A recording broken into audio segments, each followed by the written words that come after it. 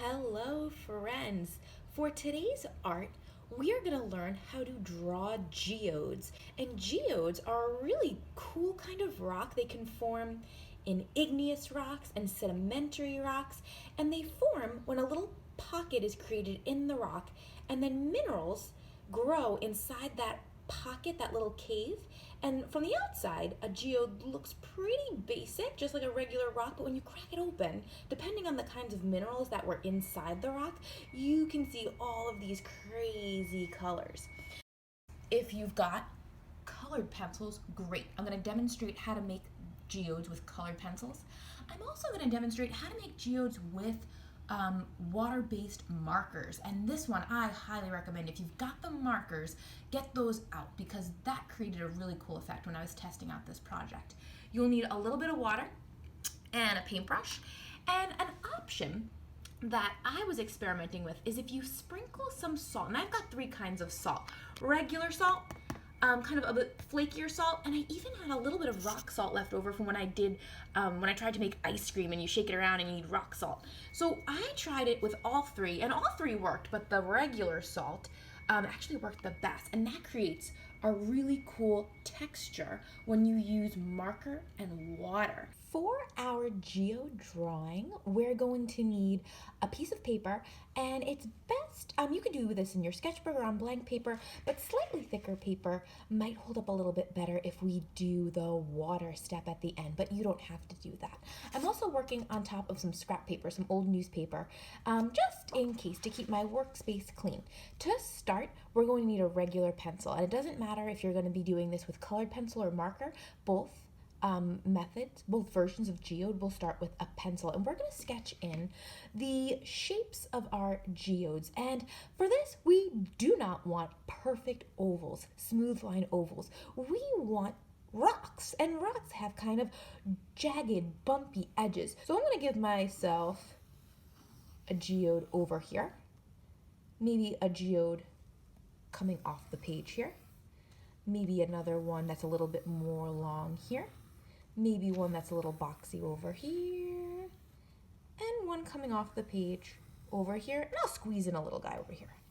Once you've got your geodes sketched out, you're gonna lay in little center ovals, and this can kind of be where the crystals are growing, and it leaves a little bit of open space. Some can have big open spaces, some may not have an open space at all. I've seen some geodes that were solid all the way through, but I'm gonna put a little opening there, a little opening there, maybe a long and narrow one there, wider one there, this one here, and that one doesn't have one.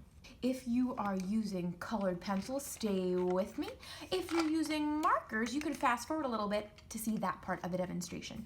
But for colored pencil, I'm going to take either browns or grays or a mix of the two.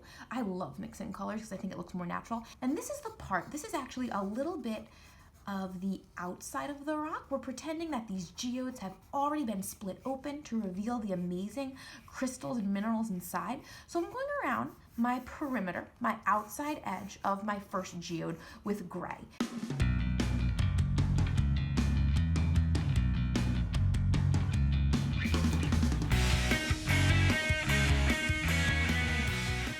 To color in my first geode with colored pencil, I'm going to stick with a blues and purples color family.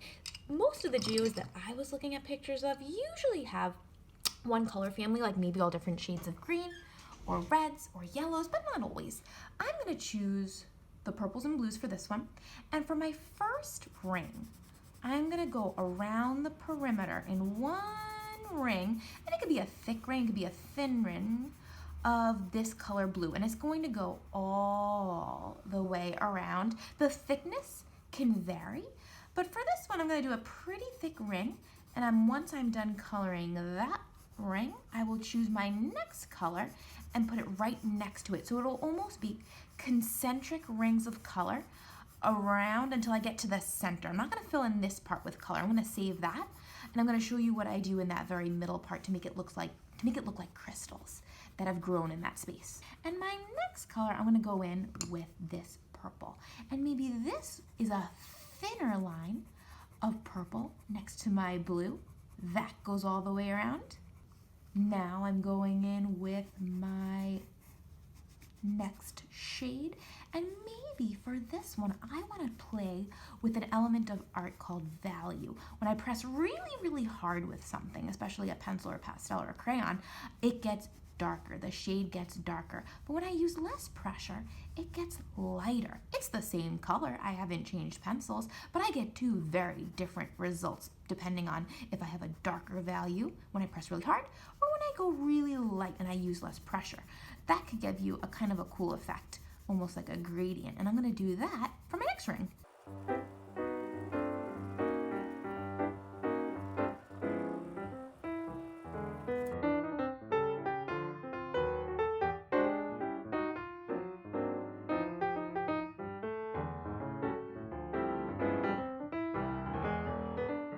All right, now that I've made it to the center of my geode, I'm going to show you my way of filling in that center, but you don't have to do it quite like I'm doing.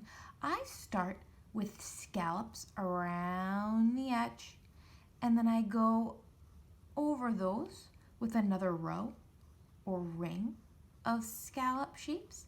And this is meant to look like the little crystals that are growing inside my geode. I'm just doing a little bit of shading, and this is my colored pencil version of a geode. Now, if you've got markers on hand. So when I say water-based markers, I mean not Sharpies. Sharpies are permanent. These are like Crayola markers, Mr. Sketch markers if you have them. A lot of markers are for kids are water-based, and these are great because eventually we might want to add water to them to make the colors spread. So I'm going to go over to my other geode. Now, if you have colored pencils, and I did do the outer ring with colored pencil on that one, but you also can just use marker and give your geode a brown or a gray or a black or mix of the three. Give it that outer edge.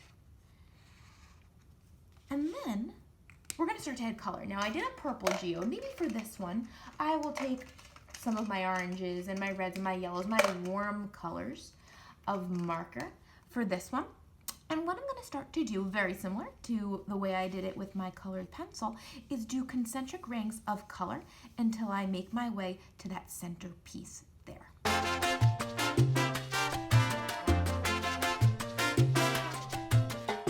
So at this point, if you did your geodes in marker, I'm going to invite you to get a little bit of water and a paintbrush if you have. And just by adding some water to the marker, because it's a water-soluble ink, it'll start to move on us, almost turn into watercolor, and the colors will kind of blend together. And I want you to notice, I left some white space in between the rings of my geodes, and that gives the watercolor some place to go. You might want to try coloring in a geode without leaving space and see what happens there, and then try one when you do leave some white space in between the rings of color. So I'm just going to take my brush and start to wake up the marker by blending those colors together, trying my best to stay within the border that I've given myself, that brown border in the case of this geode. And you can start to see I am filling in the paper that was white with the marker ink that's starting to spread because I'm adding water to it. Now that center part here, I'm going to leave that open for now. Once you've gotten this nice and wet, now I've got a really interesting looking geode. If you have some salt, while the paper is wet, that's important. If the paper is dry, it's not going to do anything. While the paper is wet, take a little bit of that salt, and I'm going to use the regular salt, and just sprinkle it on top of where the paper was wet, and you got to leave it there to dry. Luckily, this watercolor technique, it dries pretty fast, maybe in an hour or two. It'll be okay to brush off the salt and see what kind of texture was created. Sometimes the salt actually sticks to the paper, and I actually think that looks kind of cool. It almost looks like a real rock. Now in this one, I'm going to move the paper over a little bit. I'm going to get my brush again, start to wake up the green. Some marker brands work really well with this technique, but just by adding water. Some don't move so much on you, but I kind of like it as an alternative if you don't have watercolor paints. I have let my geode drawing dry for a bit, and I took it outside and I brushed off the salt. I'm really digging the effect of the salt on this geode here. It didn't do as much texture on this one, and this part I didn't put any salt at all, and it looks like, if no one knew, that I just used watercolor, but this was actually the marker with a little bit of plain water and brush. You can also, once this is dry, take some of your pencils and you can go back in and add detail. Like maybe this one I'm calling my kiwi geode.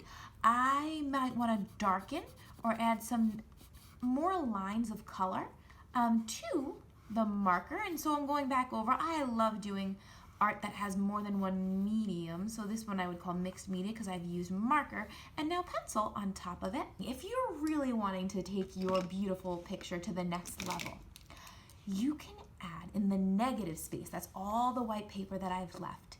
If you want, you can put some Zentangles. You don't have to. I think it probably looks great just as it is, as a geode picture. But I'm gonna show you one that I did add Zentangles to in the negative space. And you can do Zentangles. You may not have Sharpies at home. You don't need Sharpies. What kind of is important for a Zentangle is a black drawing tool of different thicknesses.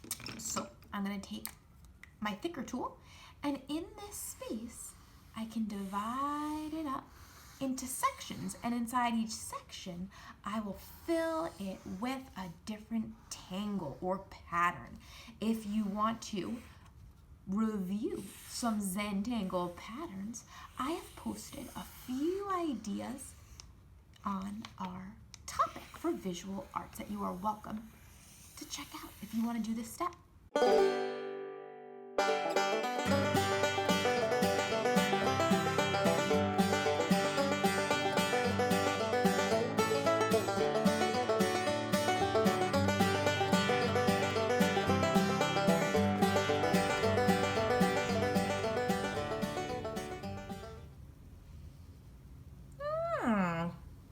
Geodes. Kind of like that one. I like that one too. That one's kind of nice. Oh, that one's nice too. I like that one. I like that one. I like that one too.